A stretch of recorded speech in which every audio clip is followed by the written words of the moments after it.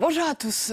Ce matin, je vous propose de suivre l'examen du projet de loi sur la souveraineté de la Nouvelle-Calédonie. Alors, les sénateurs voteront cet après-midi solennellement sur l'ensemble du texte. Ce projet de loi, il retranscrit l'accord trouvé en novembre dernier entre les représentants des partis indépendantistes et non indépendantistes. Il vise en fait à favoriser l'inscription sur les listes électorales en Nouvelle-Calédonie et donc à faciliter les opérations de vote lors du référendum prochain.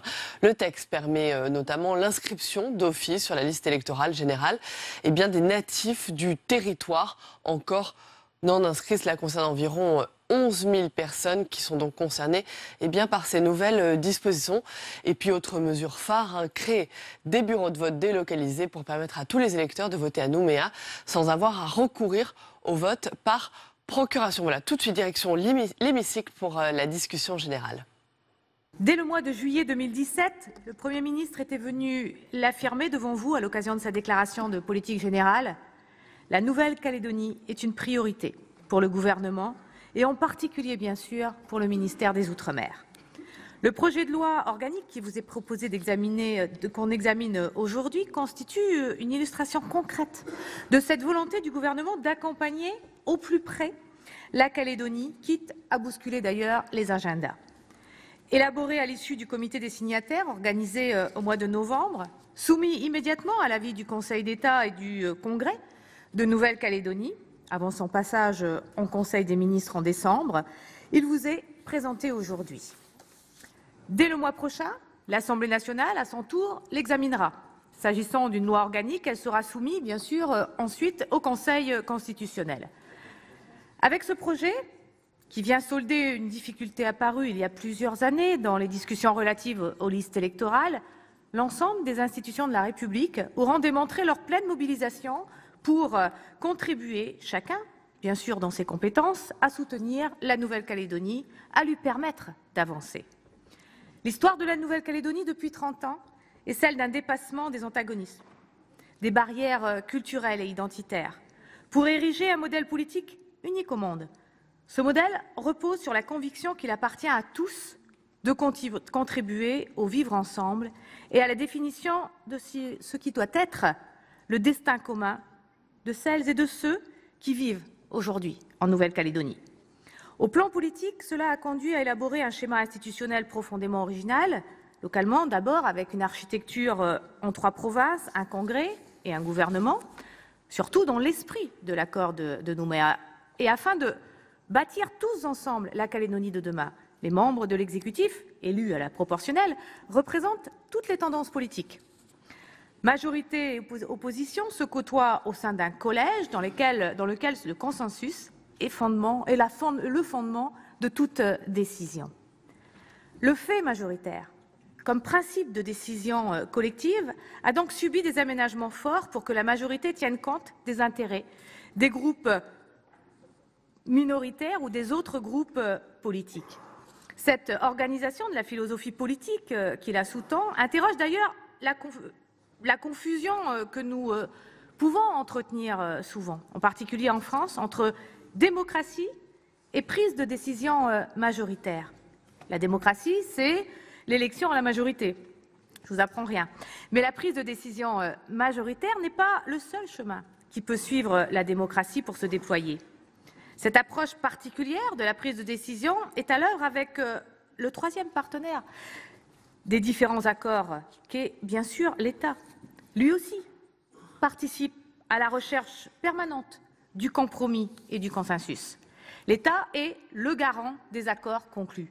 Il est le partenaire qui, avec ses moyens, son expertise, accompagne la réflexion collective, rappelle aussi les limites de ce que le droit permet. L'État est un acteur de la discussion.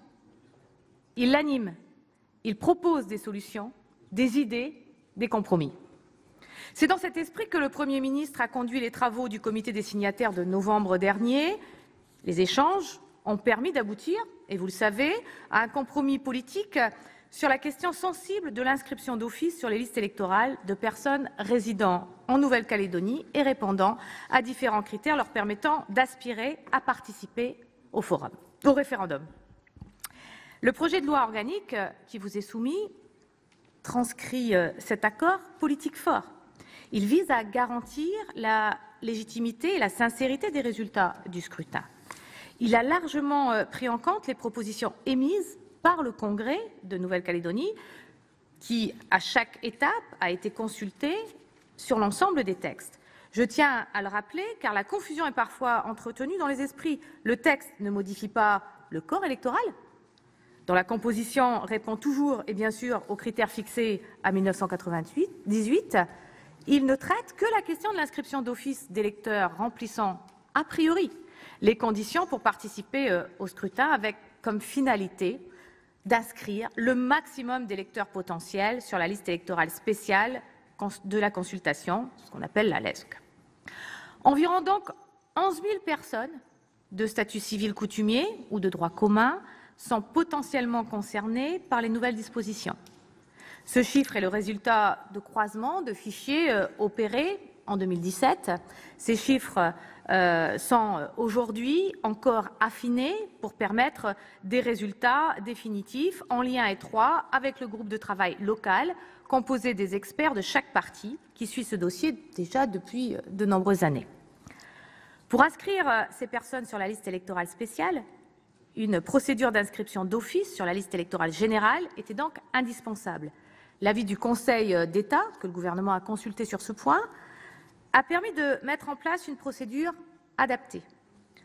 Outre donc les inscriptions d'office sur la liste électorale générale et sur la liste électorale spéciale, le projet ouvre la voie à la mise en œuvre de bureaux de vote délocalisés permettant aux électeurs des îles résidant à Nouméa de voter sur place.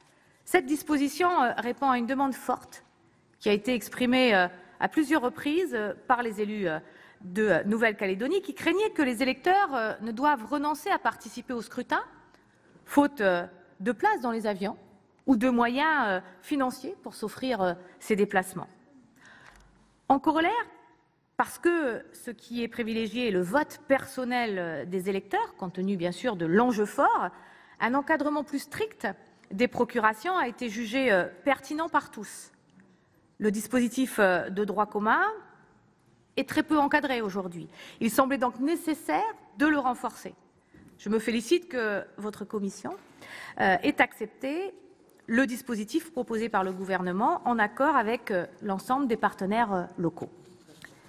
Mais je reviens à mon propos sur les modalités particulières d'élaboration des décisions concernant la Nouvelle-Calédonie. Depuis 30 ans, qu'est-ce qu'on observe? La procédure particulière d'élaboration de la décision publique à l'œuvre en Nouvelle-Calédonie a fini par irriguer les institutions nationales. Depuis 30 ans, le sujet est préservé des querelles politiciennes, des coups d'un jour, de tout ce qui pourrait en réalité déstabiliser le territoire. Et il faut s'en féliciter. Chacun a pris la mesure de l'enjeu et chacun a pris conscience qu'il endossait une responsabilité immense s'il ne s'inscrivait pas dans cette démarche initiée par d'illustres prédécesseurs. Cette démarche se veut respectueuse des opinions de chacun pour définir un chemin collectif qui réponde aux aspirations de tous. Pierre Frogier me pardonnera l'usage d'un concept qui lui est cher, mais j'ai envie de dire que les palabres océaniens et avec eux le respect, l'écoute, la prise en compte sincère de l'autre et ses contraintes ont fini par faire école ici, jusqu'à Paris. Au moins lorsqu'il s'agit de la Nouvelle-Calédonie. À ce titre, je me félicite que le travail conduit par le gouvernement sur ce projet de loi ait avancé sereinement, dans un échange constructif avec le Parlement. L'Assemblée nationale et le Sénat doivent en effet prendre toute leur part dans les réflexions en cours. C'est pourquoi il est important que vous ayez eu l'occasion, monsieur le rapporteur, de vous rendre en Nouvelle-Calédonie. La mission d'information de l'Assemblée nationale fera d'ailleurs de même la semaine prochaine. Je me félicite également des améliorations que vous avez introduites, monsieur le rapporteur, dans le projet de loi déposé par le gouvernement. Indéniablement, à l'issue de son examen par la commission des lois, il est mieux rédigé. Je pense en particulier à la réécriture d'une partie du premier article, qui y a gagné en clarté, et je sais que vous y veillez. Je pense aussi à l'harmonisation des écritures entre les 2 premiers articles. L'amendement du sénateur Wadja que vous avez intégré permet d'introduire, selon le vœu du Congrès, une consultation supplémentaire de cette institution sur le décret décisif qui convoquera l'élection. Ce décret contiendra des dispositions essentielles sur l'organisation de la campagne. Il fixera également les termes de la question posée. Le gouvernement juge donc normal que le Congrès, par dérogation aux principes habituels organisant les consultations, émette un avis. Le texte est donc mieux écrit, donc moins susceptible d'être remis en cause. C'est l'essentiel. Le plus important, c'est que ce travail a été conduit dans le strict respect des équilibres actés en comité des signataires. Les échanges informels entre nous ont également permis d'améliorer sensiblement la rédaction de l'amendement proposé par le gouvernement concernant la répartition du temps de parole pour la campagne officielle, ainsi que les modalités d'intervention du CSA.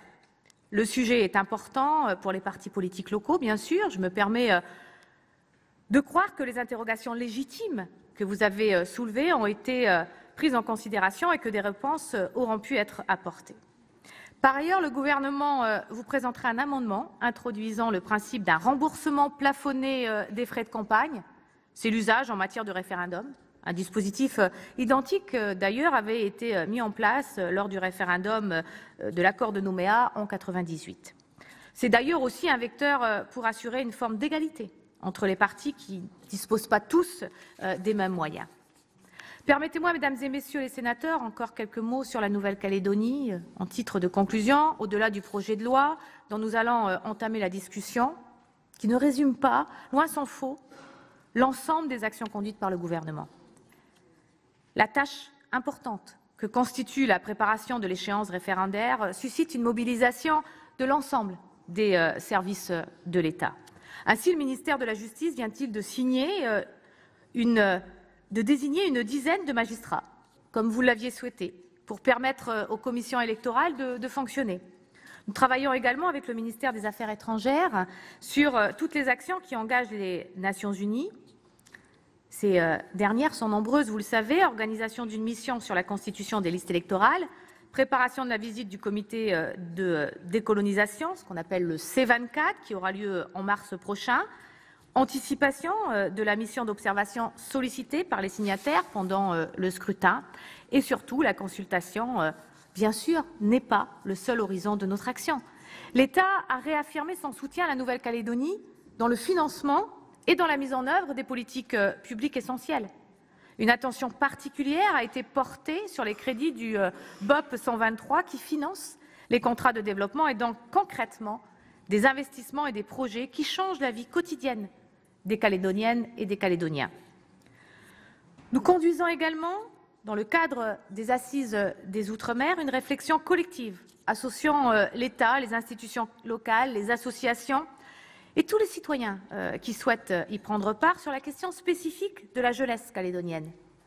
J'attends beaucoup de ces travaux qui auraient manqué une partie de leur but s'ils ne devaient se résumer qu'à qu'un agglomérat de mesures disparates, parce qu'il devrait être le premier temps d'une mobilisation politique et sociétale en faveur de ceux qui sont la Nouvelle-Calédonie de demain et qui, parfois isolés, désocialisés, partent à la dérive. L'État a également souhaité que la Nouvelle-Calédonie, qui souffre de difficultés spécifiques en matière de sécurité, bénéficie d'un accompagnement dédié. Des efforts conséquents ont été consentis en matière de prévention de la délinquance, en lien avec le plan initié par le gouvernement local, mais aussi en termes d'efficacité, d'effectifs, notamment des forces de l'ordre et, bien sûr, accompagnés de matériel qui sont mis à leur disposition. Le ministère de l'Intérieur a confirmé la semaine dernière que Nouméa bénéficierait de l'expérimentation de la police de sécurité du quotidien dans l'un, bien sûr, de ces quartiers, avant, je le souhaite, un élargissement à l'ensemble de l'agglomération. Alors, à travers toutes ces actions, s'exprime, mesdames et messieurs les sénateurs, la conviction que le référendum est une étape dans l'histoire de la Nouvelle-Calédonie. Mais comme le Premier ministre l'avait dit ici même, en août dernier, la question qui sera posée ne porte pas sur le destin commun. Celui-ci doit continuer de se construire. La Nouvelle-Calédonie doit continuer d'avancer, de porter des projets, des ambitions. C'est pourquoi j'ai rappelé récemment la nécessité qu'en parallèle de ces travaux préparatoires se poursuive un dialogue politique dont le Premier ministre a dessiné les contours lors de son déplacement à Nouméa. Il me semblait indispensable, avant de nous plonger dans la technicité de ce projet de loi, de le réaffirmer ici devant vous, au nom du gouvernement. Je vous remercie. Merci, Madame la Ministre. Dans la discussion générale, la parole est à Monsieur Philippe Bas, rapporteur de la Commission des lois. Oui, absolument, Monsieur le Président Bas.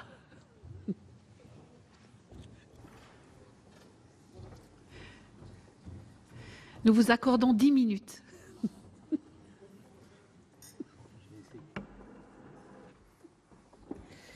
Madame la Présidente, c'est un honneur pour moi de prendre la parole sous votre autorité.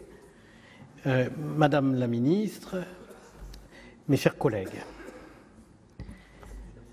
prendre la parole à cette tribune à propos de la Nouvelle-Calédonie, quand on est attaché à l'histoire, et en particulier à l'histoire de ce territoire, ne peut se faire sans être imprégné du sentiment d'une responsabilité.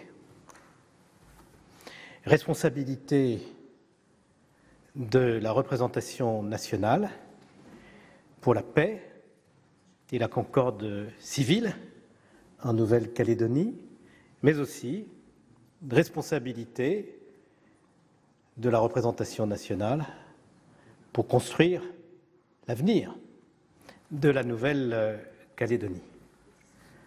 Car le scrutin d'autodétermination, qui est prévu pour l'automne prochain, est sans aucun doute une étape, mais il n'est pas la fin de l'histoire.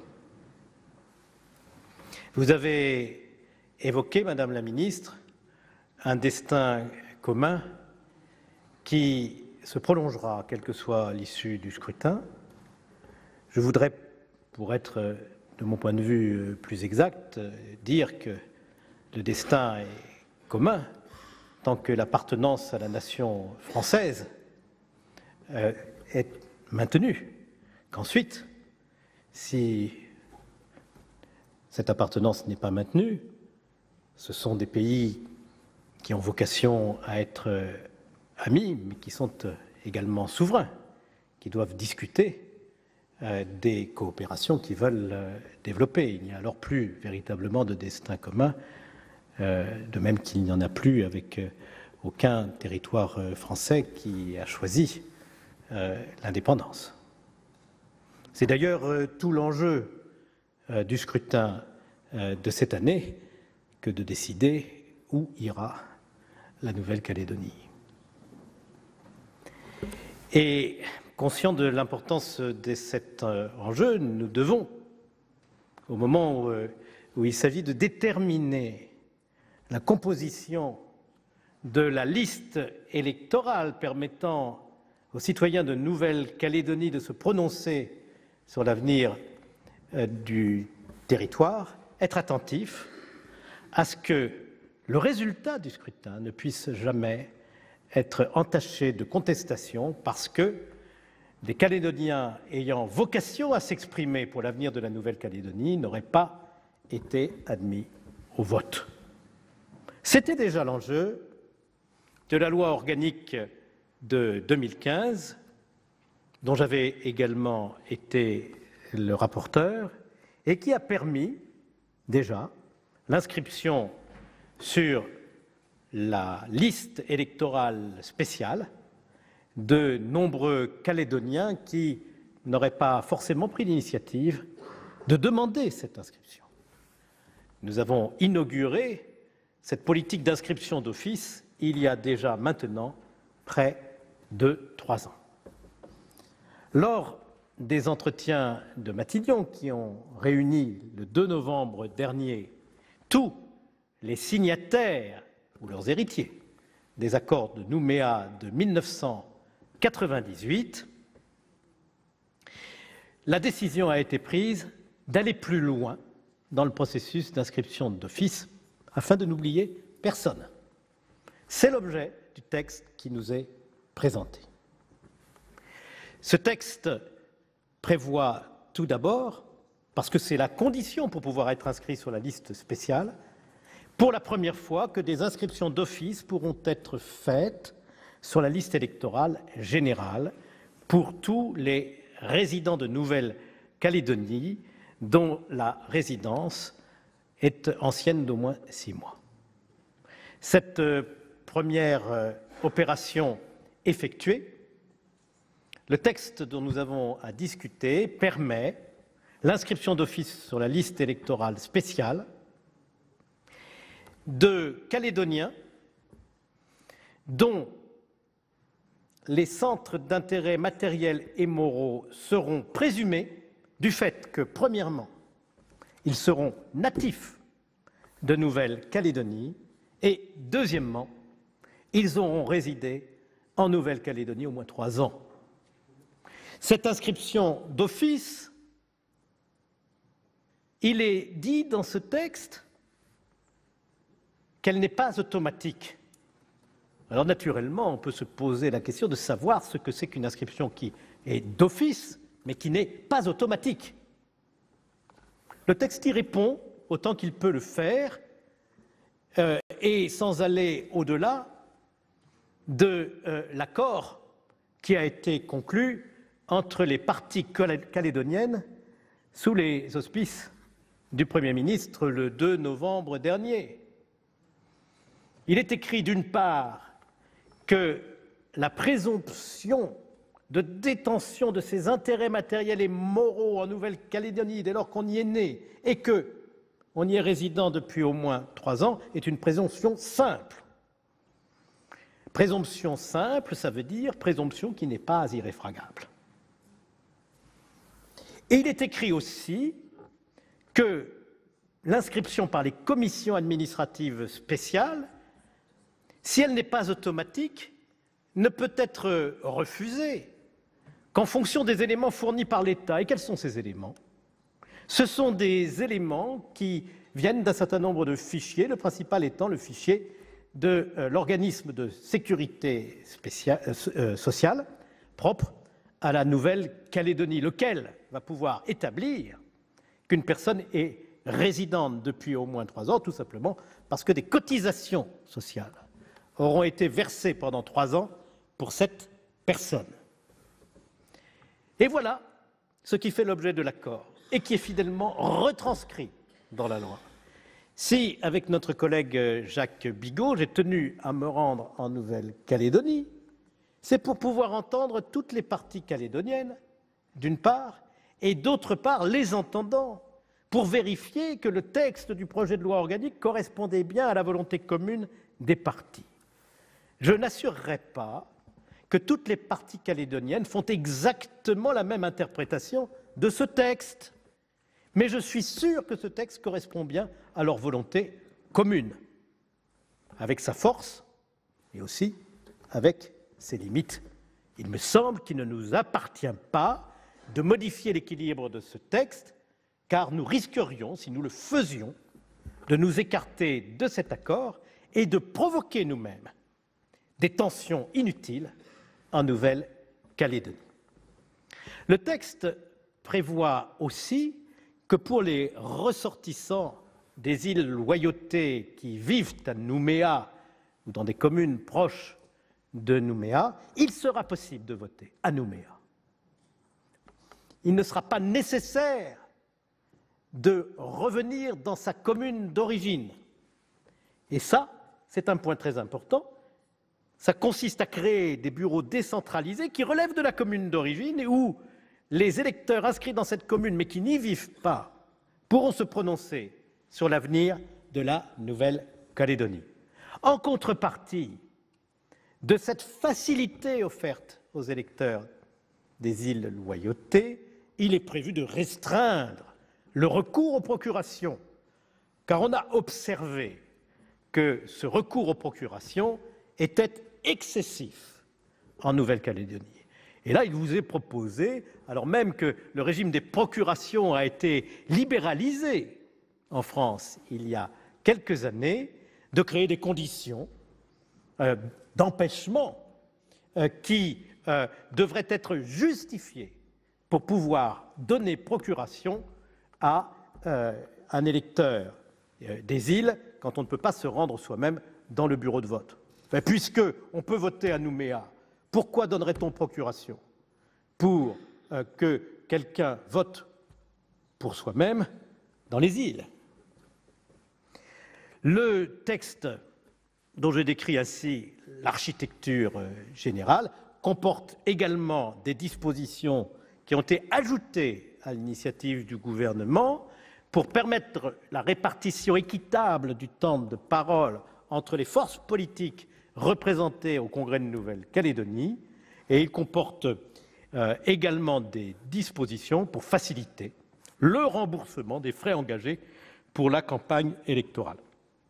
Ainsi, ce texte permet de faire le chemin qui nous sépare du référendum d'autodétermination dans des conditions qui évitent les tensions inutiles et nous permet d'espérer que, quel qu'en soit le résultat, le scrutin sera validé par toutes les forces calédoniennes. Encore faudra-t-il, au lendemain de ce scrutin, savoir prendre les initiatives qui rassembleront les Calédoniens. Incontestablement, la République et son gouvernement auront un rôle majeur à jouer à cet égard pour éclairer le chemin et pour être aussi le lieu où pourront se retrouver tous les Calédoniens pour forger une nouvelle entente qui vaudra pour les décennies à venir. C'est en tout cas le vœu que je forme à cette tribune au moment d'ouvrir le débat sur ce projet de loi organique. Merci, Monsieur le Président. Dans la suite de la discussion générale, la parole est à Madame Éliane Assassi.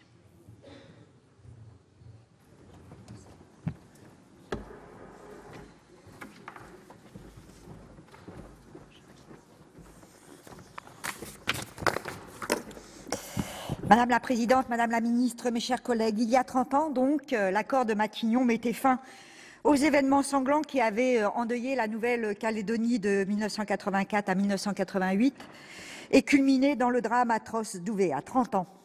30 ans, c'est à la fois long, mais c'est aussi dérisoire à l'échelle de l'histoire de 165 ans entre l'État français et cet archipel. Le 24 septembre 1853, à Balade, la France de Napoléon III, qui cherchait alors une terre nouvelle, libre de toute occupation européenne, pour y fonder une colonie pénitentiaire, parvint à ses fins en proclamant la Nouvelle-Calédonie colonie française. De la grande révolte des Kanaks de 1878 au massacre d'Ouvéa, comment effacer de notre mémoire le sang versé inutilement à des milliers de kilomètres de la France? Comment, un siècle et demi plus tard, oublier la grande leçon de fierté et d'humanisme que nous ont légué, pas il y a un siècle et demi, il n'y a pas si longtemps que cela, que nous ont légué Jean-Marie Djibaou et Jacques Lafleur. Aujourd'hui, le groupe politique que je représente confirme toutes ses positions antérieures. Comme nous approuvions la loi organique de 1999, qui traduit dans notre droit les dispositions de l'accord de Nouméa, nous approuverons aujourd'hui cette loi organique qui précise l'organisation de la consultation sur l'accession à la pleine souveraineté de la Nouvelle-Calédonie et qui marquerait, a priori, la fin d'un long processus institutionnel. Le texte que nous examinons aujourd'hui fait consensus en traduisant l'accord politique trouvé lors du 16e comité des signataires de l'accord de Nouméa. Les articles qui nous sont proposés permettent essentiellement de constituer, vous l'avez dit Madame la Ministre, le corps électoral de cette consultation avec l'inscription automatique de 11 000 personnes aux listes générales et spéciales à la consultation. Nous soutiendrons donc le texte qui nous est soumis, car c'est un texte attendu en Nouvelle-Calédonie. Cependant, nous veillerons à ce que toutes les parties soient respectées, et en particulier les indépendantistes. La résistance de certains contre l'idée même d'une indépendance et la menace d'une coupure totale en cas de victoire indépendantiste serait contraire à la volonté de laisser aux Néo-Calédoniens le pouvoir de décider de leur avenir. En novembre dernier, lors d'une rencontre avec une délégation du parti indépendantiste Le Rassemblement, Emmanuel Macron a insisté sur le fait qu'en cas d'indépendance, la Nouvelle-Calédonie serait pleinement responsable des compétences qui lui reviendraient. C'est une façon de fermer la porte à quelque solution d'indépendance association que ce soit, ce qui nous satisfait, déclarait alors le leader du Rassemblement.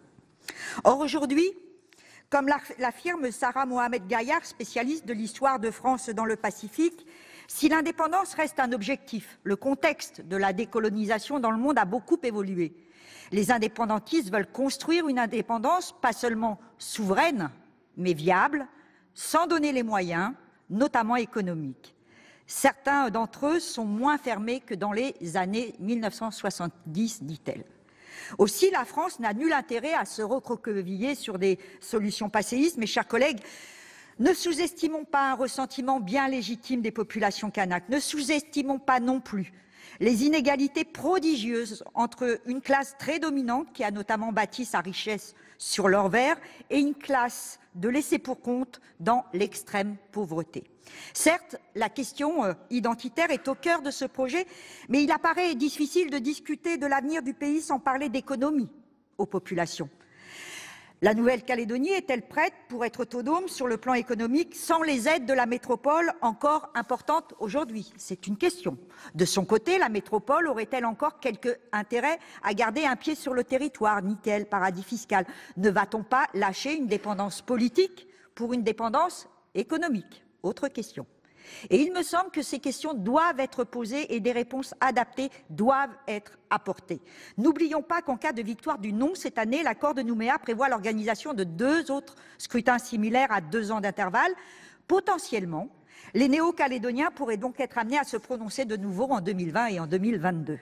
D'ici là, il est du devoir, me semble-t-il, et de la responsabilité de l'État français d'accompagner la Nouvelle-Calédonie et de créer les conditions d'un développement pérenne, notamment en prenant en compte les atouts de l'archipel pour faire face aux défis de la dépendance, que ce soit à travers la ressource nickel ou à travers les économies vertes et bleues à exploiter pour valoriser le patrimoine intrinsèque, dans le cadre, je dirais également, de partenariats et d'accords avec l'ensemble des territoires du bassin pacifique. Dans la limite de son nouveau rôle, à l'issue du scrutin, l'État français devra en outre continuer à contribuer à la lutte contre les inégalités, à aider les provinces les plus fragiles à gagner la bataille du développement et à terme, à faire en sorte que les différentes communautés ne réfléchissent plus par rapport à la France. Aujourd'hui, au-delà du référendum qui se prépare, et nous serons très attentifs au bon déroulement de la campagne qui le précédera, il s'agit donc d'anticiper l'issue du scrutin pour que les tensions endormies ou apaisées sur l'archipel ne se réveille pas si le respect des communautés composant le territoire venait à faiblir. Finalement, il s'agit d'être à la hauteur de cet événement historique. Et au-delà des réserves que j'ai émises, je le répète, mon groupe votera en faveur de ce texte, y compris il adoptera les amendements qui nous sont proposés aujourd'hui. Je vous remercie. Merci, chers collègues. La parole est à Monsieur Thani Mohamed Soilihi.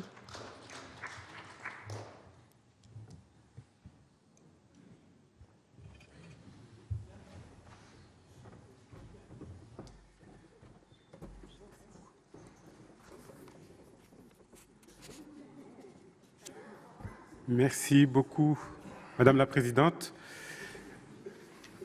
Madame la Ministre, Monsieur le rapporteur et président de la Commission des lois, mes chers collègues, en juillet 2013, j'étais intervenu dans le débat sur la loi organique du 19 mars 1999 relative à la Nouvelle-Calédonie et reconnaissais bien volontiers mon ignorance des réalités sociologiques, historiques et politiques de ce territoire. Depuis, je pense m'être un peu rattrapé, notamment en me rendant sur place dans le cadre d'une étude triennale sur le foncier menée par la délégation aux Outre-mer. Je suis toujours convaincu que la spécificité du modèle calédonien, depuis la révision constitutionnelle du 20 juillet 1998, est sans équivalent. Il est néanmoins l'héritage d'une histoire complexe, marquée par de violents affrontements entre communautés autour de la question de l'accession à l'indépendance. La signature des accords de Matignon avait mis un terme à plusieurs années de tensions ayant atteint leur paroxysme lors de la tragédie de la grotte d'Ouvéa. Ces accords ont été suivis par celui de Nouméa et par sa traduction juridique, la loi organique du 19 mars 1999, qui prévoyait des transferts progressifs de compétences de l'État vers la Nouvelle-Calédonie et la tenue d'une consultation de la population entre 2014 et 2018 pour décider de l'avenir institutionnel de cette collectivité. Ce moment est aujourd'hui arrivé, mais l'une des questions essentielles de l'organisation de la consultation, qui devrait avoir lieu en novembre prochain, repose sur la composition du corps électoral qui y participera. Il existe en Nouvelle-Calédonie 3 listes électorales distinctes selon les règles fixées par la loi organique précitée de 1999. La première, dite liste électorale générale, regroupe les électeurs participant aux élections nationales françaises. La deuxième, dite liste électorale spéciale, permet aux électeurs inscrits de participer à l'élection des assemblées délibérantes spécifiques de la Nouvelle-Calédonie. Enfin, s'agissant de la 13e liste, la liste électorale spéciale pour la consultation, pour l'autodétermination, les critères d'inscription sont plus restrictifs.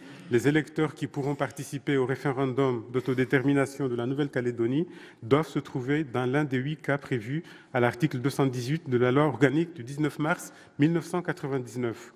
C'est l'inscription sur cette liste qui fait l'objet de difficultés. Aujourd'hui, environ 160 000 personnes y sont inscrites. Toutefois, entre 10 000 et 22 000 personnes pourraient demander à y figurer en plus si elles étaient inscrites sur la liste électorale générale. Le 2 novembre dernier, sous l'égide du Premier ministre, le 16e comité des signataires de l'accord de Nouméa a trouvé un consensus sur les modalités d'organisation du référendum d'autodétermination. Le présent projet de loi organique est la traduction de cet accord politique. Il permettra ainsi d'inscrire d'office sur la liste électorale générale les électeurs qui n'y figurent pas et qui ont leur domicile réel dans une commune en Nouvelle-Calédonie ou y habitent depuis 6 mois au moins, conformément au droit commun. Le projet de loi organique procédera également d'office à l'inscription sur la liste électorale spéciale des électeurs nés en Nouvelle-Calédonie et domiciliés de manière continue pendant 3 ans, lesquels seront réputés y avoir le centre de leurs intérêts matériels et moraux. Par ailleurs, il est prévu que les électeurs inscrits sur les listes électorales des îles éloignées de Belep, l'île des Pins, Lifou, Marais et Ouvéa, mais résidant sur la Grande Terre, pourront voter à Nouméa dans les bureaux de vote communaux délocalisés. Enfin, le projet de loi organique rendra possible l'ouverture d'une période de révision complémentaire de la liste électorale spéciale pour l'élection des membres du Congrès et des assemblées de province, la présence sur cette liste étant également un des critères au titre duquel il est possible d'être inscrit sur la liste électorale spéciale. Ce texte, qui est d'une importance capitale pour l'avenir de la Nouvelle-Calédonie, marque l'engagement pris par ce gouvernement d'honorer sa parole et de permettre la plus large représentation à cette consultation afin qu'elle se déroule dans des conditions sereines et transparentes et que le résultat qui en découle se révèle par conséquent incontestable. Celui-ci, quel qu'il soit, ne devra pas opposer 2 camps, celui du oui et celui du non. Il devra permettre de continuer la construction de cette communauté de destin des Calédoniens, chère aux élus de ce territoire, notamment mes collègues et amis Pierre Frogier et Gérard Poadja. Pour toutes ces raisons, le groupe La République En Marche votera en faveur de ce projet de loi organique. Merci, chers collègues. La parole est à Monsieur Gérard Poadja, pour l'Union centriste.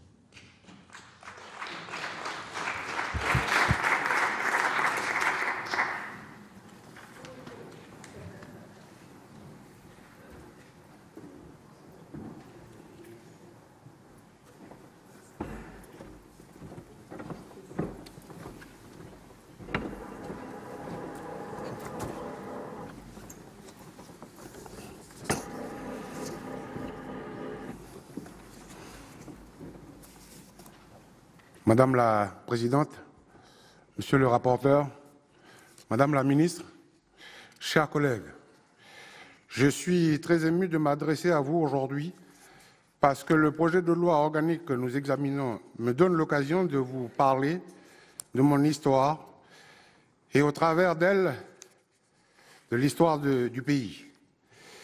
Vous me connaissez sur le nom de Gérard Kwadja. Mon nom appartient l'une des 28 langues kanaks de la Nouvelle-Calédonie, c'est Pounou. Pounou était le nom du frère de mon père. Mon père, c'est Auguste Kwadja, grand chef du district de Poinda. Tous deux ont été engagés volontaires au sein du bataillon du Pacifique pendant la Seconde Guerre mondiale, au cours de laquelle pas moins de 2000 Calédoniens, dont 1 millier de Kanaks, ont participé à la défense du monde libre. Mon père était stockman, ces cow-boys calédoniens qui, à l'époque, dans les années 30 à 50, conduisaient sur plusieurs centaines de kilomètres les troupeaux de bovins de la province nord jusqu'à Nouméa afin d'alimenter la capitale en viande. Il a ensuite été éleveur, lui-même sur sa propriété. C'est la concrétisation d'un rêve. Ce rêve s'est fracassé à partir de 1983 à 1984 sur ce que l'on appelle pudiquement chez nous les événements. Notre cheptel a été abattu nuit après nuit à coups de sabre et de tamioc. Nos champs ont été saccagés, nos barrières coupées, notre famille menacée. Nous avons dû abandonner notre propriété comme beaucoup d'autres Calédoniens de toutes origines de la Grande Terre et des îles. Nous avons dû l'abandonner parce qu'à ce moment-là de l'histoire, nous n'étions pas politiquement du bon côté. Nous étions du côté de la France, du côté de la République. Aujourd'hui, 40 ans après, je continue de défendre les convictions de mes vieux au sein de Calédonie Ensemble, principale formation politique non indépendantiste de Nouvelle-Calédonie. Si je délivre devant vous aujourd'hui cette part d'intimité qui n'a pas souvent sa place dans les palais de la République, c'est parce que mon engagement pour que la Nouvelle-Calédonie demeure au sein de la République française est un engagement de longue date dont ma famille a payé le prix dans ses chairs et dans ses sangs. Peut-être comprenez-vous mieux maintenant mon attachement viscéral à la paix. La paix que l'on a tissée depuis que deux hommes d'exception, Jean-Marie Tjibaou et Jacques Lafleur, ont su se serrer la main au lendemain du terrible drame d'Ouvéa.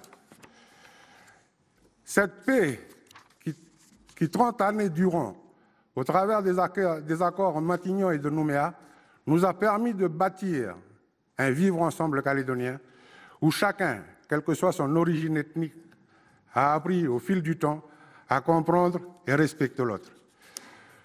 Nous arrivons aujourd'hui au terme de cet accord. Une consultation sur l'accession de la Nouvelle-Calédonie à la pleine souveraineté doit être organisée au plus tard en novembre 2018. Cette consultation majeure pour l'avenir de notre pays aboutira à un résultat dont la légitimité et la sincérité ne doivent pas pouvoir être remises en cause. C'est pourquoi, lors du 16e comité des signataires de l'accord de Nouméa, les partenaires politiques se sont unanimement mis d'accord sur 3 points majeurs. Inscrire d'office sur les listes électorales générales et référendaires tous les natifs du pays, qu'ils soient Kanaks ou non Kanaks. Favoriser le vote personnel des électeurs en créant des bureaux de vote décentralisés pour les inscrits des îles qui résident sur la Grande Terre. Encadrer de manière plus rigoureuse le recours au vote par procuration. Chacun de ces engagements a été respecté et autant que nécessaire repris dans les amendements que j'ai moi-même présentés en commission des lois. Pour autant, cette consultation sur l'accession du pays à la pleine souveraineté porte en elle un vice originel. Elle réduit de manière frontale les Calédoniens à ce qui les oppose avec les risques de tensions ethniques, politiques et sociales qui en découlent. Comment dès lors poursuivre l'œuvre de réconciliation et de paix de ceux qui nous ont précédés, tout en respectant cette échéance prévue par l'accord de Nouméa? En conscience, nous avons proposé d'adopter, avant le référendum, indépendantistes et non indépendantistes, une déclaration solennelle sur le patrimoine commun de tous les Calédoniens. Une déclaration solennelle qui nous permettra de sceller nos convergences sur le destin commun afin d'assumer plus sereinement nos divergences sur l'avenir du pays lors du référendum. Une déclaration sur ce qui fait notre ciment, nos acquis de ces 30 dernières années, parmi lesquels le processus de décolonisation et d'émancipation qui est le nôtre, les valeurs calédoniennes qui nous lient, des institutions singulières à l'échelle de la République, des mémoires heurtées devenues au fil du temps une mémoire commune et de tout ce qui fait que l'on se sent calédonien. Cette déclaration permettra ainsi d'affirmer ce qui nous rassemble avant de nous prononcer sur ce qui nous divise. C'est ainsi que nous pourrons maintenir ce que nous avons de plus cher dans notre pays, la paix. Chers amis, chers collègues, celui qui s'exprime à la tribune est un Kanak qui appartient à une civilisation millénaire. Il est calédonien aussi parce qu'il a décidé de partager son pays avec celles et ceux qui, depuis 165 ans, ont contribué à sa mise en valeur. Il est français enfin parce que la grande histoire du monde a voulu que ce soit la France qui, en 1853, prenne possession de cette petite île du Pacifique. Ce Kanak, ce Calédonien, ce Français aujourd'hui devant vous, revendique toutes ces appartenances qu'une grande partie des Calédoniens a appris à conjuguer. Je souhaite plus que jamais, au lendemain du référendum, nous soyons capables de continuer à les conjuguer ensemble dans la France et dans la paix. Comme l'a dit mon grand frère coutumier Élie Pagoun, leader indépendantiste historique, la Nouvelle-Calédonie a besoin d'un grand frère, et ce grand frère, c'est la France. Vive la Nouvelle-Calédonie, vive la République et vive la France.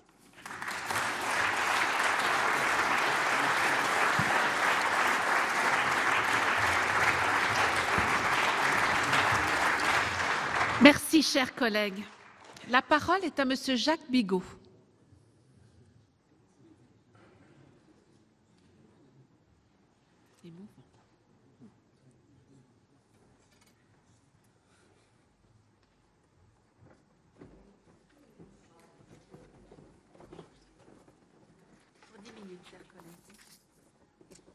Madame la Présidente, Madame la Ministre, Monsieur le Président de la Commission des lois, rapporteur de cette loi organique, mes chers collègues, il est difficile de prendre la parole après notre collègue Podja, parlant de son cœur, parlant de son histoire, parlant de ce qu'il vit en Nouvelle-Calédonie, alors que moi je ne suis que quelqu'un qui, au hasard de la décision de notre président de la Commission des lois d'aller se rendre en Nouvelle-Calédonie pour procéder à des auditions, pour s'assurer que le texte qui nous est proposé est bien conforme à ce que souhaite le peuple de Nouvelle-Calédonie, j'ai découvert la Nouvelle-Calédonie, j'ai fait ces rencontres tout à fait riches et intéressantes.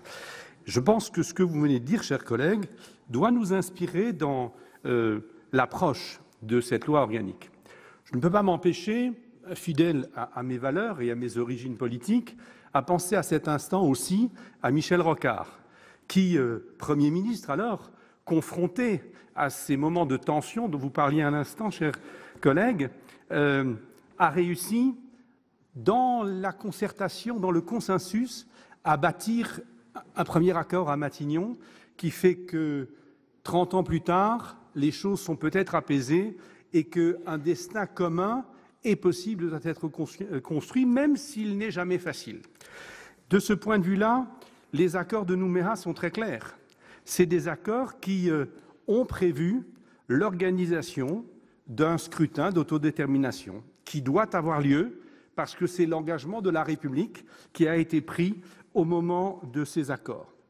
10 ans après les accords de Matignon, à l'époque, et notre collègue Frogier pourra peut-être en parler naturellement mieux que moi, les signataires de l'accord ont décidé qu'il était trop tôt pour faire le référendum et qu'il fallait de nouveau 20 années, d'où les accords de Nouméa, organisant aussi un transfert de toute une série de compétences de l'État vis-à-vis du Congrès de Nouvelle-Calédonie ou des provinces, pour faire en sorte qu'effectivement cette terre si lointaine, 17 000 kilomètres, puisse s'organiser de manière plus libre et plus conforme aux besoins du territoire.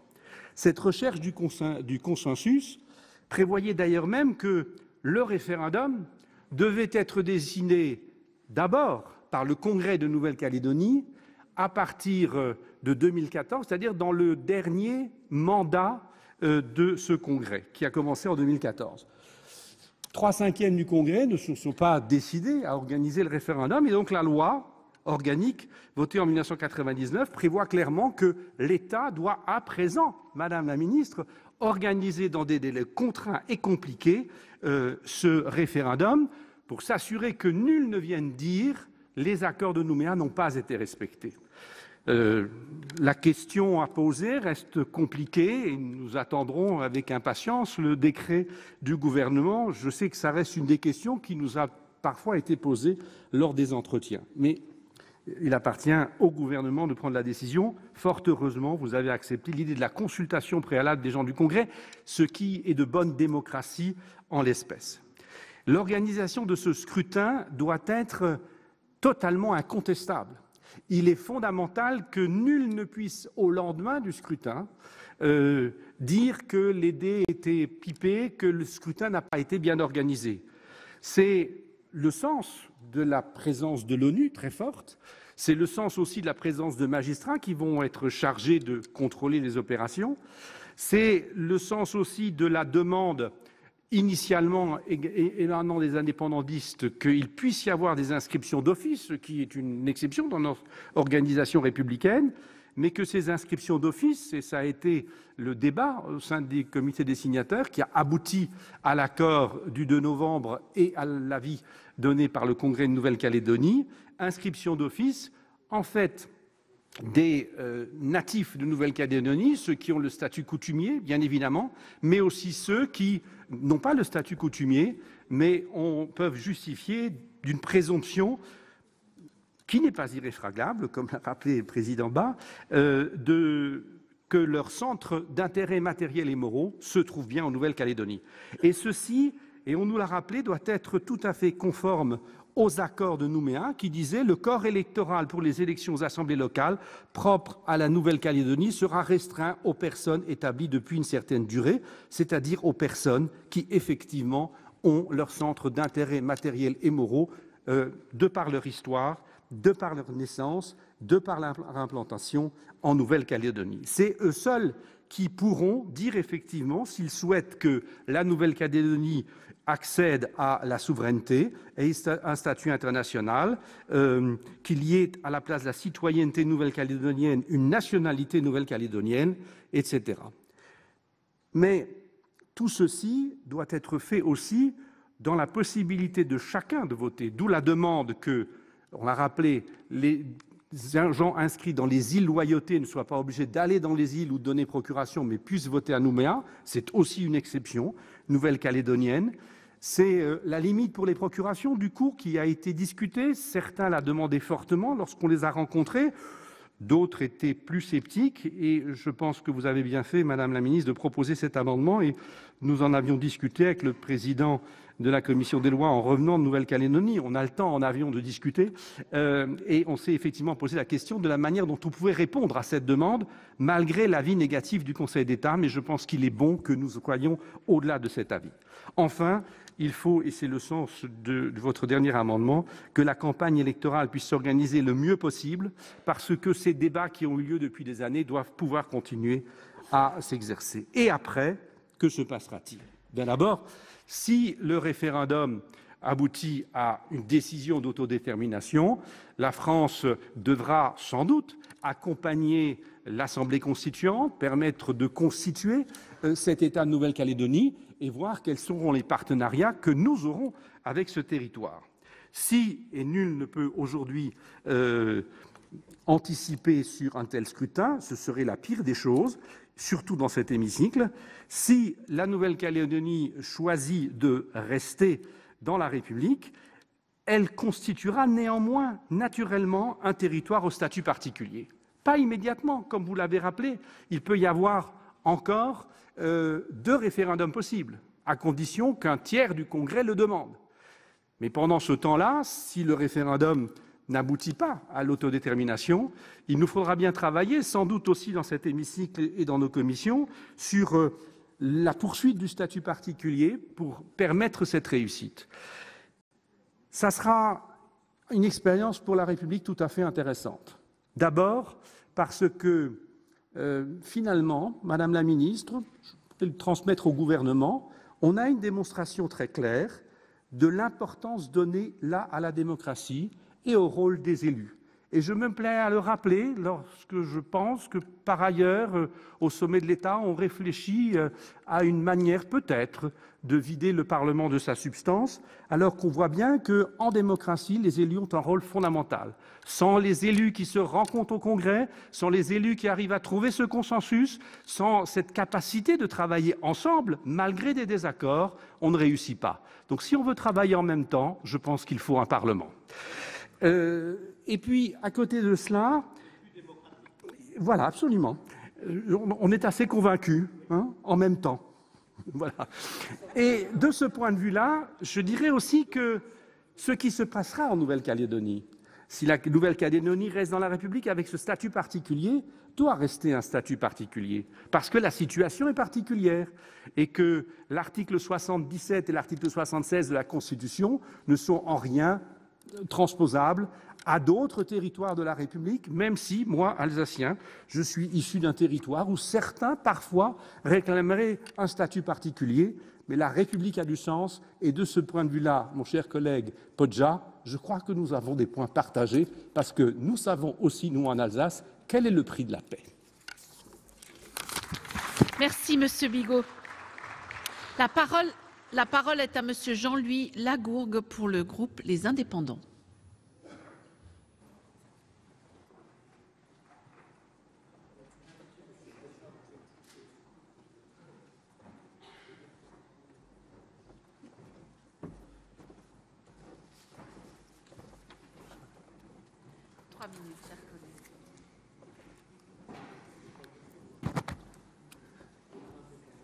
Madame la Présidente, Madame la Ministre, Monsieur le rapporteur, mes chers collègues.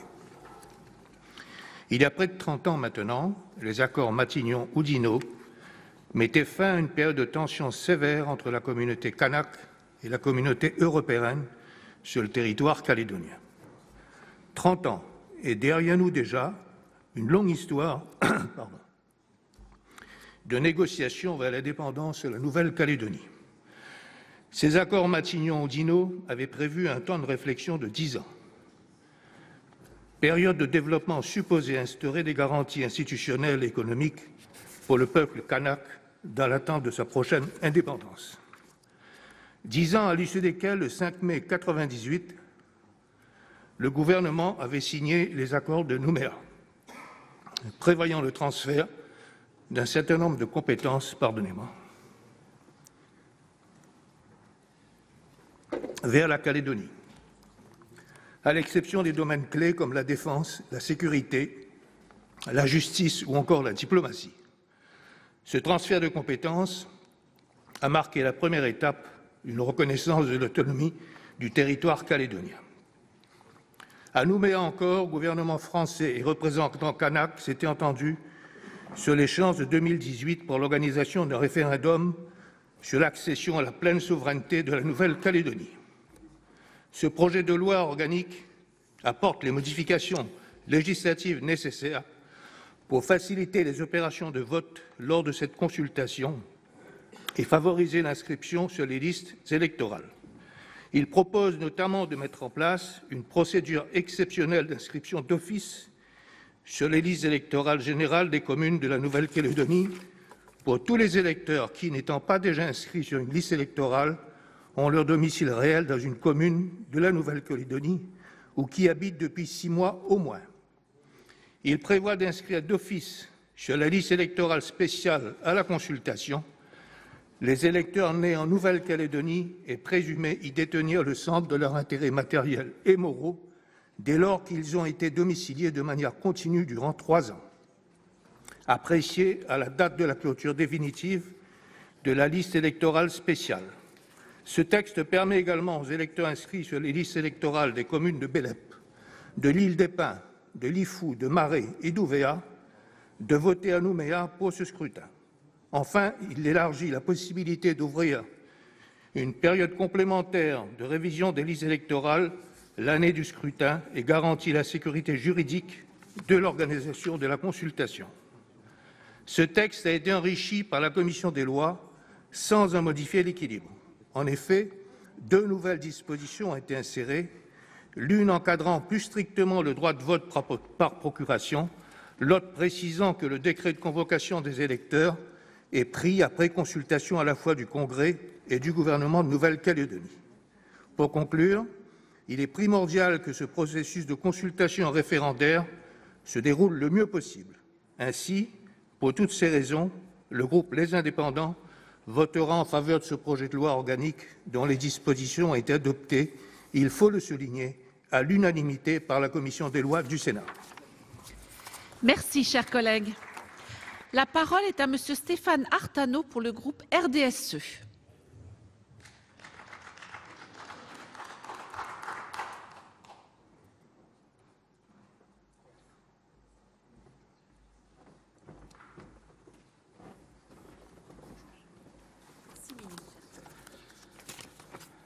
Madame la Présidente, Madame la Ministre, Monsieur le rapporteur et président de la Commission des lois, mes chers collègues, prévue par l'accord de Nouméa de 1998, la mise en œuvre de la consultation sur l'accession à la pleine souveraineté de la Nouvelle-Calédonie nécessite de transcrire dans la loi organique du 19 mars 1999 le résultat de l'accord politique obtenu au sein du comité des signataires de l'accord de Nouméa tenu le 2 novembre 2017.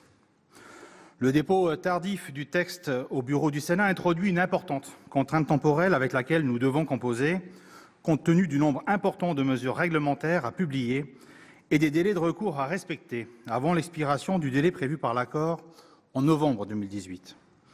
Le Conseil d'État n'a pas manqué de souligner dans son avis du 30 novembre 2017 un calendrier particulièrement serré.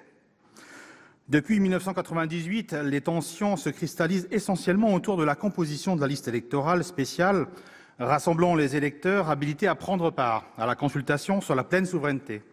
Ses partisans dénonçant l'exclusion de près de 23 000 Kanaks sur 90 000 en âge de voter, soit une part non négligeable du corps électoral de près de 160 000 personnes. C'est pourquoi nos collègues Gérard Poadja, Pierre Frogier ainsi que les députés Philippe Gomez et Philippe Dunoyer plaide auprès des partenaires publics, politiques locaux et de l'État la nécessité de procéder à l'inscription d'office de ces quelques 11 000 natifs du pays sur les listes électorales. La conciliation entre cette préoccupation et la nécessité de permettre aux nouveaux résidents français de prendre part à la vie démocratique explique la coexistence de 3 listes électorales distinctes en Nouvelle-Calédonie. Conformément à la volonté exprimée lors du 16e comité des signataires de l'accord de Nouméa, le projet de loi organique soumis à notre examen comprend diverses mesures pour garantir la légitimité du scrutin et favoriser la plus large participation des populations intéressées à l'avenir institutionnel de la Nouvelle-Calédonie, garantissant ainsi la sincérité de la consultation à venir. Le projet de loi traduit donc fidèlement la volonté commune des signataires de l'accord de Nouméa, des représentants des institutions calédoniennes et des formations politiques locales. La commission des lois a approuvé ce texte, moyennant quelques améliorations, auxquelles le groupe RDSE a souscrit en commission. Je n'y reviendrai donc pas, si ce n'est pour évoquer 2 propositions d'amendement émanant du président du groupe RDSE, Jean-Claude Requier, concernant d'une part l'information des électeurs que nous considérons nécessaire sur les modalités d'exercice du droit d'option, afin de garantir la sincérité du scrutin, et d'autre part les meilleures conditions d'information des électeurs concernant les modalités d'exercice du droit de vote par procuration. Sur ce point, le Congrès de Nouvelle-Calédonie a émis le souhait, dans son avis du 23 novembre 2017, de voir préciser le vote par procuration. Je rappellerai pour clore ce point précis que l'avis du Conseil d'État souligne une fois encore les lacunes de l'étude d'impact fournie par le gouvernement concernant les mesures relatives au régime des procurations. Madame le ministre, sur le plan strictement législatif, votre projet de loi entre dans le cadre légal en vigueur. Pourtant, notre groupe attire l'attention du gouvernement sur l'exercice même. Il va se traduire concrètement par l'organisation de la consultation. Le président de la commission des lois, dont je salue l'engagement dans ce dossier, s'est rendu avec notre collègue M. Bigot personnellement en Nouvelle-Calédonie début janvier pour s'assurer que le dispositif prévu correspondait bien à la volonté de toutes les forces politiques en présence. Monsieur le Président, vous avez souligné en commission des lois le 7 février que cette consultation comporte des risques pour la concorde civile en Nouvelle-Calédonie. Notre collègue Gérard Poadja, auditionné en commission des lois, indiquait également qu'une consultation mal préparée pourrait provoquer des tensions ethniques et politiques. Ainsi, en contribuant à rendre le résultat incontestable, les dispositions de ce projet de loi organique sont de nature à favoriser une consultation référendaire apaisée. Certes, mais j'aimerais y ajouter une autre préconisation qui concerne le texte même de la question posée. Je me suis personnellement confronté pendant 2 ans à certains élus de mon territoire dont la volonté relayée par le gouvernement était de vouloir soumettre par voie référendaire une modification du statut de Saint-Pierre-et-Miquelon. Le gouvernement a finalement fait le choix de reculer. La question posée était, de mon point de vue, extrêmement ambiguë. Loin de vouloir ouvrir une polémique ici avec le gouvernement, j'insiste sur l'impérieuse nécessité que la question posée pour la Nouvelle-Calédonie soit claire et sans aucune ambiguïté. La réponse doit être oui ou non. La formulation de la question ne doit pas être l'occasion d'ouvrir un nouveau débat sur l'avenir institutionnel, sinon les efforts déployés pour rendre incontestable cette consultation voleraient en éclats et nous risquerions d'ouvrir une crise politique majeure dont ce territoire n'a pas le luxe de se payer aujourd'hui.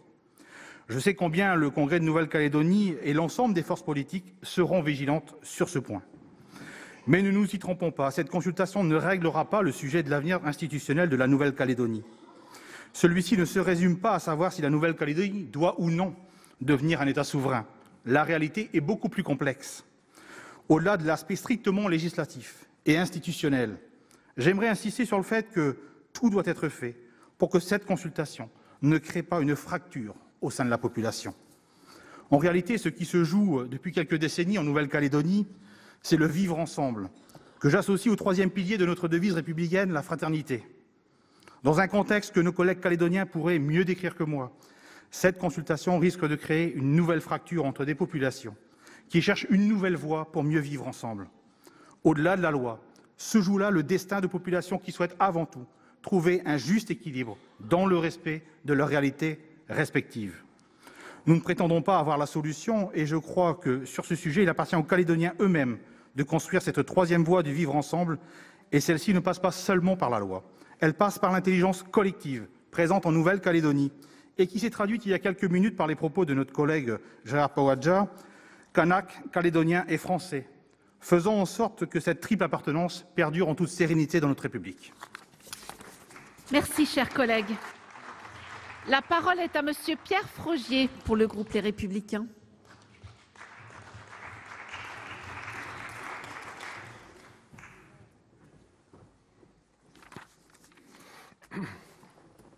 Madame la Présidente, Madame la Ministre, Monsieur le Président, rapporteur,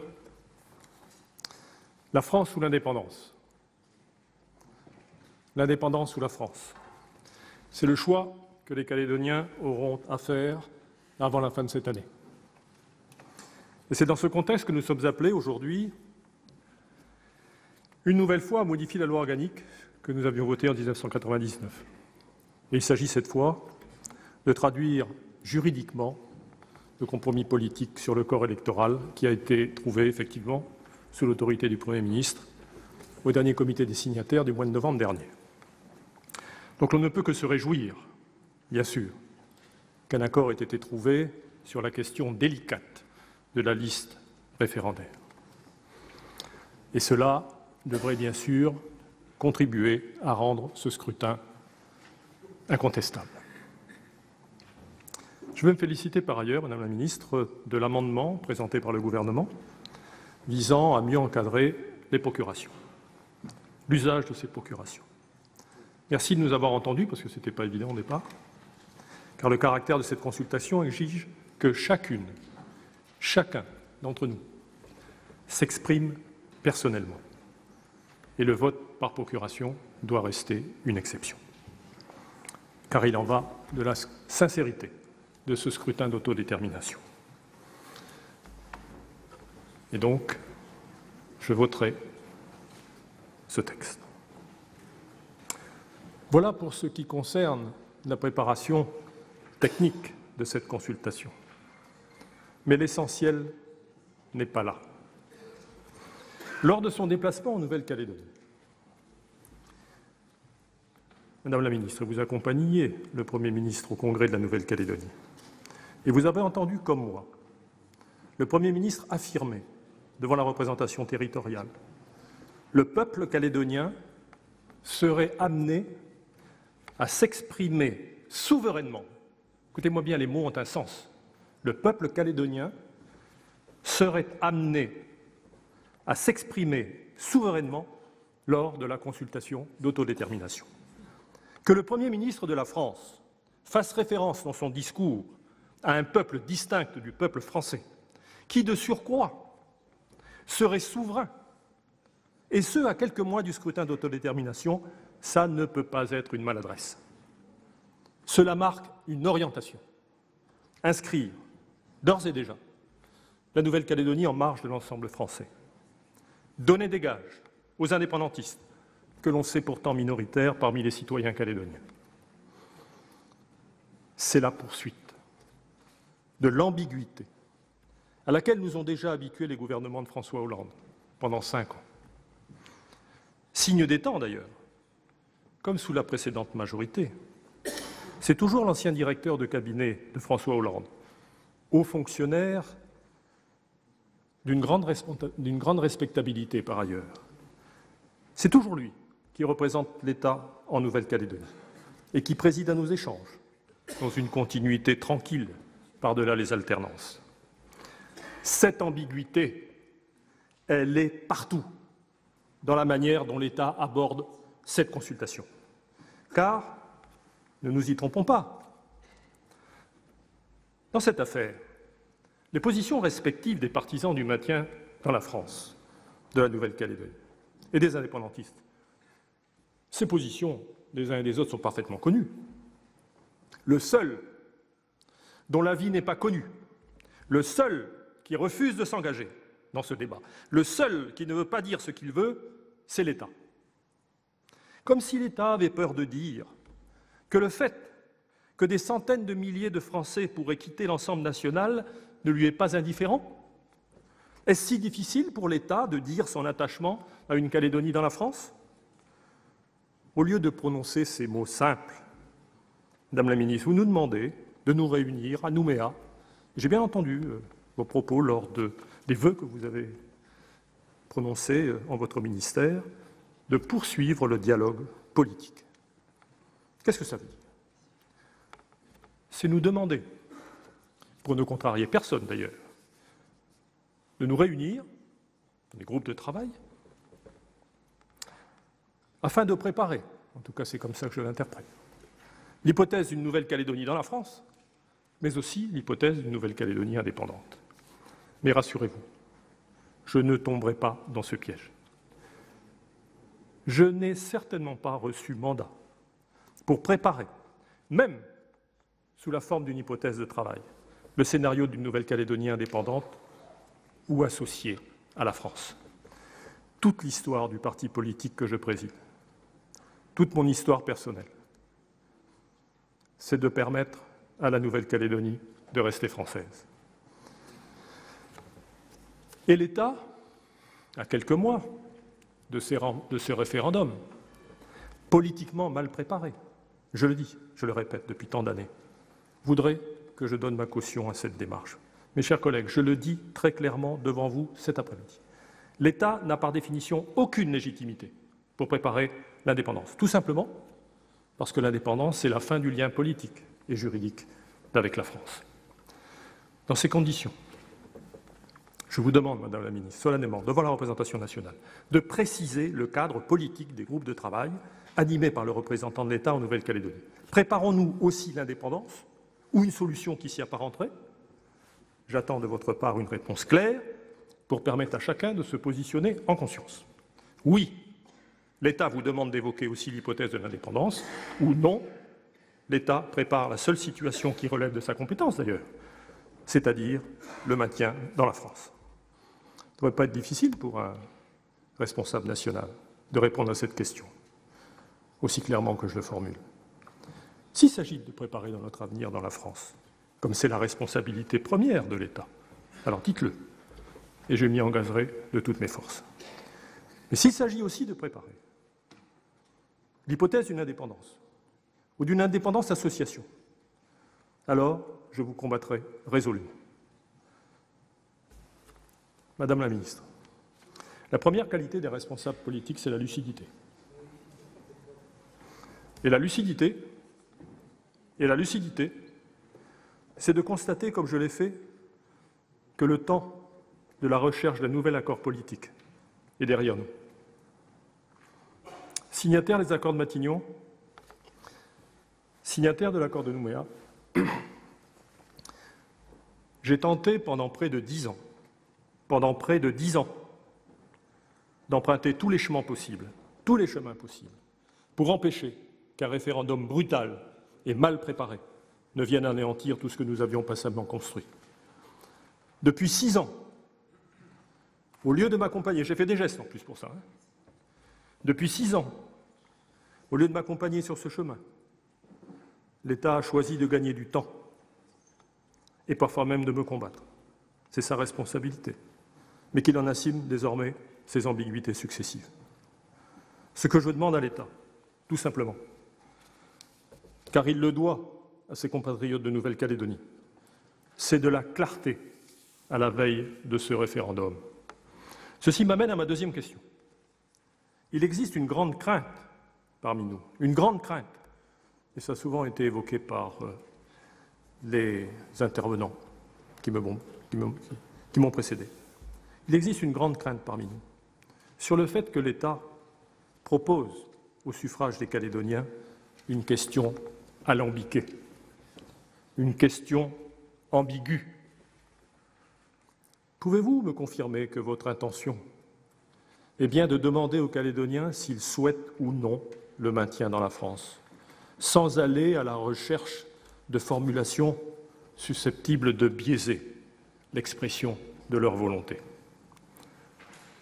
Si le temps de la recherche d'un nouvel accord est passé, la période qui nous sépare de la consultation ne peut pas être celle de l'ambiguïté.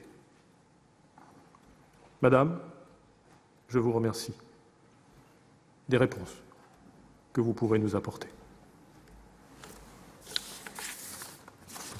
Merci beaucoup, chers collègues. La parole est à Monsieur Jérôme Bignon, pour le groupe Les Indépendants.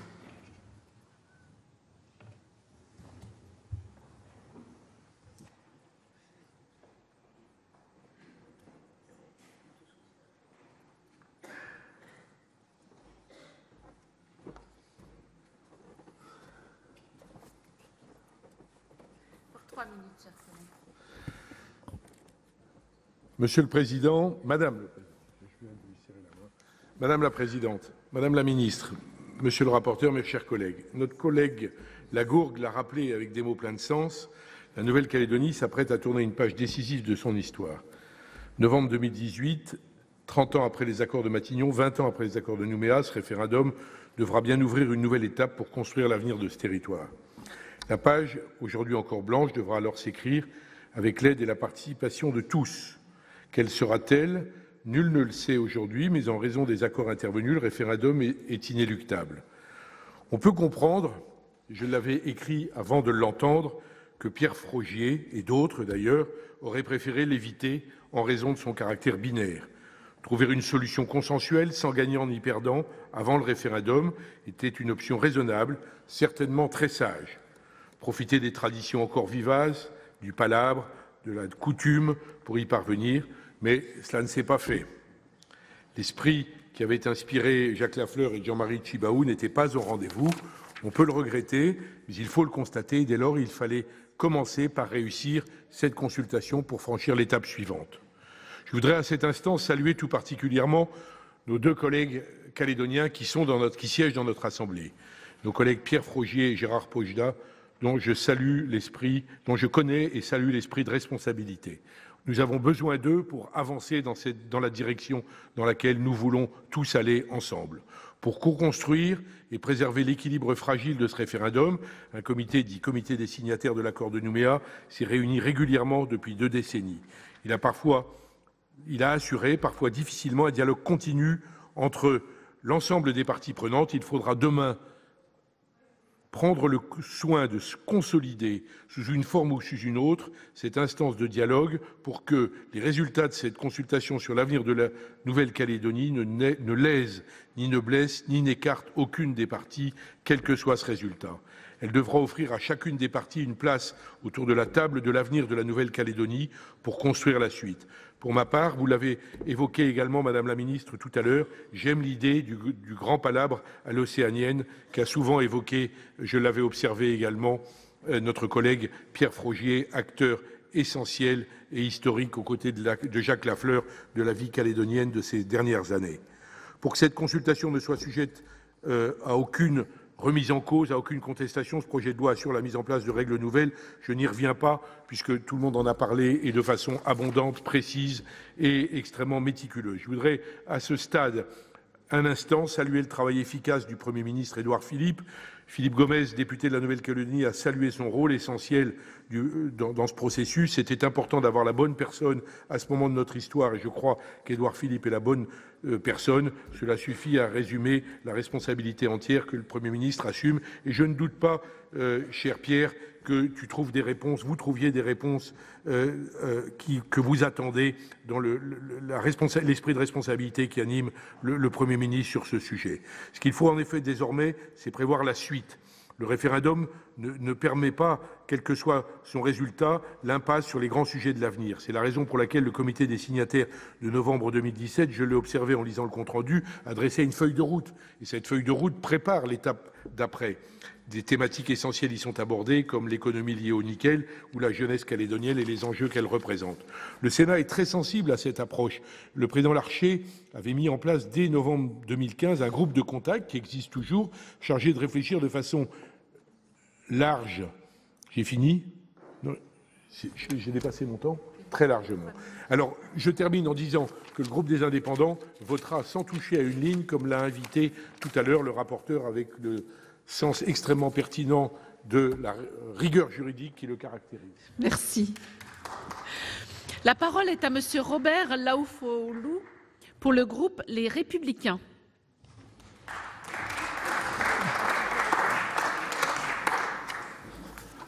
Madame la Présidente, Madame la Ministre, Monsieur le Président, rapporteur, mes chers collègues, à nouveau, nous voici réunis pour discuter un projet de loi sur la Nouvelle-Calédonie, c'est dire la place spéciale, unique et primordiale qu'occupe ce territoire.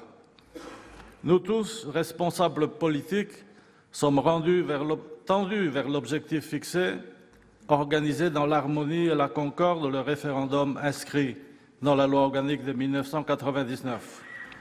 Les dirigeants calédoniens ont assumé avec conscience leurs devoirs et la consultation se fera dans la transparence et la confiance. Je veux m'associer aux salutations adressées à cette haute conscience des responsabilités dont font preuve les Calédoniens aux moments cruciaux de leur histoire. Le pari de l'intelligence, cette grande capacité qu'ils ont à se rassembler lorsque les circonstances l'exigent et à se projeter ensemble sur l'avenir. Je tiens aussi à saluer l'engagement de l'État qui s'est mobilisé pour dégager ensemble avec les responsables calédoniens la route quelque peu chaotique du référendum. Le Premier ministre, dans sa présidence du dernier comité des signataires et lors de son déplacement en Nouvelle-Calédonie l'an passé, s'est inscrit dans la lignée politique des visionnaires éclairés et vigilants du dossier calédonien. Notre rôle, en tant que parlementaires, est d'accompagner la volonté des Calédoniens de tenir le référendum dans les termes du consensus qu'ils ont encadré, avec le souci d'améliorer peut-être, mais en tout cas toujours dans le respect fidèle de leurs décisions. Les résultats de la consultation sont, selon l'avis d'un grand nombre d'observateurs, connus d'avance et très certainement en défaveur de l'indépendance. Était-il alors nécessaire de vouloir passer par cette étape qui risque de raviver des mauvais souvenirs, de créer un sentiment d'humiliation chez certains et d'en tenter d'autres de retourner à la violence? Le questionnement sur un autre accord ou la déclaration commune pour le patrimoine commun était tout à fait légitime. Ce sont des questions qui émergent dans ma tête, Moi qui ai connu, vécu les moments difficiles traversés par la Nouvelle-Calédonie durant la décennie 80. Mais le choix des Calédoniens est d'aller aux urnes. Et encore une fois, nous faisons grande confiance. L'essentiel désormais sera la nécessaire poursuite de la route commune post-référendaire. Les 30 années qui ont voulu être celles du rééquilibrage, de la construction du destin commun, n'ont pas donné satisfaction à tous. Les jugements reflètent les clivages traditionnels. Les uns en font trop, les autres n'en font pas assez. 30 années suffisent-elles pour atteindre de telles ambitions, de telles aspirations? Ce sont des modes de vie, des cultures qui se sont engagées à dialoguer et à partager dans le but de se construire ce destin commun. C'est un pari difficile, auquel il faut des acteurs humbles, respectueux de l'autre, honnêtes dans le constat et dans la poursuite des nouveaux objectifs à fixer. Je salue mes concitoyens originaires de Wallis et Futuna vivant en Nouvelle-Calédonie. Ils sont nombreux, près de 10% de la population vivant sur ce territoire. Je les encourage à participer toujours avec ardeur et dans le respect des autres à la construction de leur terre d'accueil. Je voudrais souhaiter, à travers Pierre Frogier et Gérard Poadja, à tous les responsables politiques, coutumiers, religieux, administratifs et associatifs de cette belle contrée du Pacifique, à laquelle je suis ici attaché, courage et succès dans la préparation du référendum.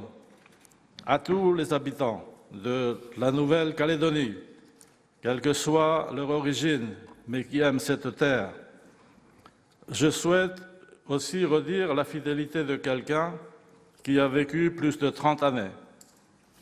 J'ai toujours en tête l'appel du vieux canard qui vantait ces îles en affirmant « Le paradis n'est pas loin. Ne passez pas à côté ». Je vous remercie. Merci, chers collègues. Voilà donc pour l'examen du projet de loi sur la souveraineté de la Nouvelle-Calédonie, un texte qui retranscrit l'accord trouvé en novembre dernier entre les représentants des partis indépendantistes et non indépendantistes. Il vise en fait à favoriser l'inscription sur les listes électorales en Nouvelle-Calédonie et donc à faciliter les opérations de vote lors du prochain référendum. Les sénateurs voteront tout à l'heure dans l'hémicycle pour un vote solennel sur l'ensemble du texte. Et en attendant, vous pouvez bien sûr revoir ce programme sur notre site internet publicsénat.fr.